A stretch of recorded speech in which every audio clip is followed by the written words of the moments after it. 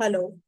Let's just move towards the next reason. What could be the reason for error occurring while you're coding inside the C language, right? So I'm quickly sharing my screen here. Let's just check out here. What could be the another reason? So using getS instead of fgetS. Okay.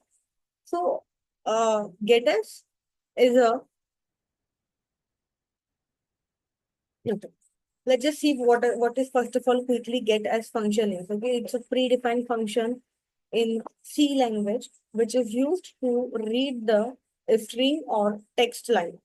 Okay, so after that and store the input in a well-defined string variable. So here you are like storing out the input in a string variable. Function terminates its reading session as soon as it encounters a new line character.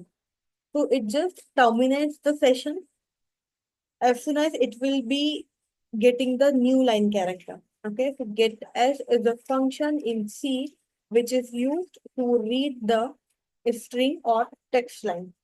As soon as it will just get the new line character, it will terminate. Okay.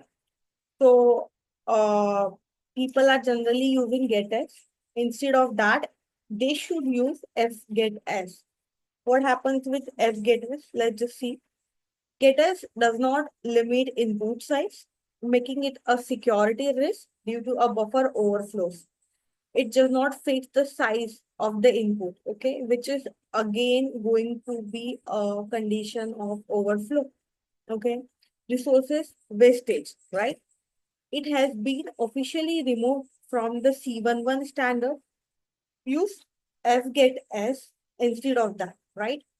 So, which allows you to specify buffer size. For example, fgetS buffer size of buffer stdin ensures the safe input reading.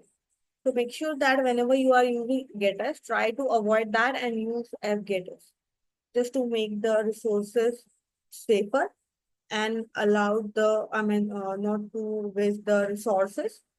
Okay. So this is one of the reason. It could be one of the reason to avoid the errors. I hope you liked out the content. In case if you have any questions, of course, do let me know. Any suggestions as well. So yeah, thank you so much for your time.